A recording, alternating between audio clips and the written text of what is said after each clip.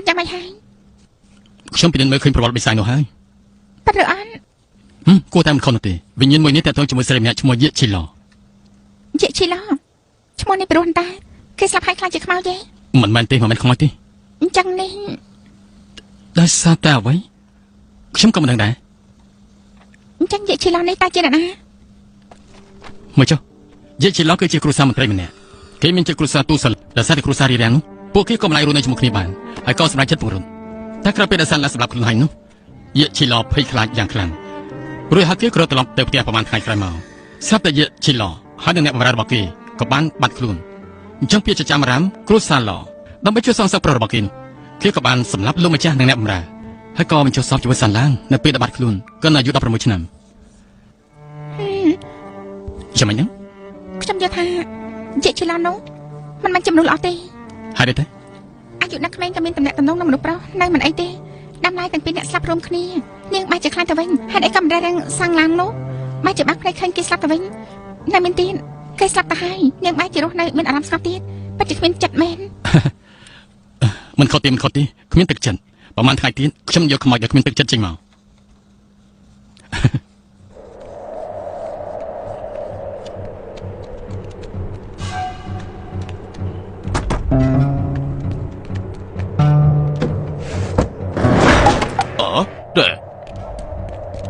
អើយណាអើយ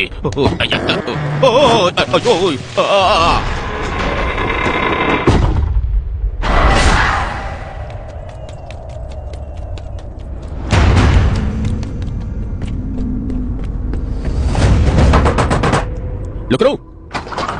លោកគ្រូការប្រជុំវិញអង្គប្រុសនេះស្លាប់បាត់ហើយ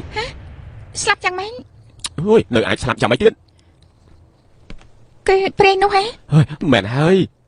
លោកគ្រូជួយរកមធ្យោបាយផងទៅហើយមកប្រកាន់មកឆាប់ចាត់ការបិសាចនោះគឺគ្មានរឿងបាត់នេះទេ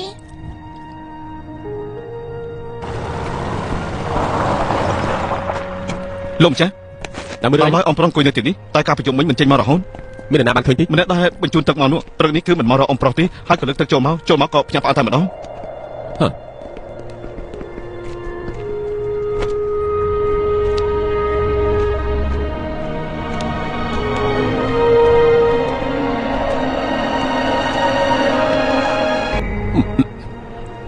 គំនុំមួយនេះខ្ញុំប្រកាសជាសងសឹកជួអមានស្លាប់មានរស់គឺជារឿងល្អអ្នកដែលគួរចាស់ចេញគឺចាស់ចេញ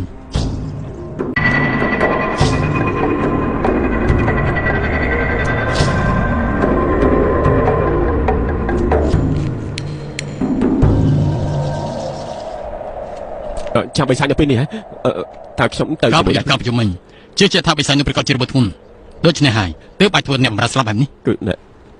មិនរងចាំដល់យប់ខ្ញុំពេលនេះនឹងចាប់វាអញ្ចឹងបើចាប់នៅពេលនេះអញ្ចឹងឲ្យចោះខ្ញុំទៅឬក៏អត់លើកនេះអ្នកណាក៏មិនចាំបាច់ទុកឲ្យខ្ញុំខ្លួនឯងខ្លួនលោកគ្រូអញ្ចឹងត្រូវការខ្ញុំត្រៀមអ្វីជូនដែរទេជួយត្រៀមខ្សែមួយដុំបានឲ្យឆាប់ឡើងទៅត្រៀមខ្សែមួយដុំជូនលោកគ្រូឲ្យឆាប់ឡើង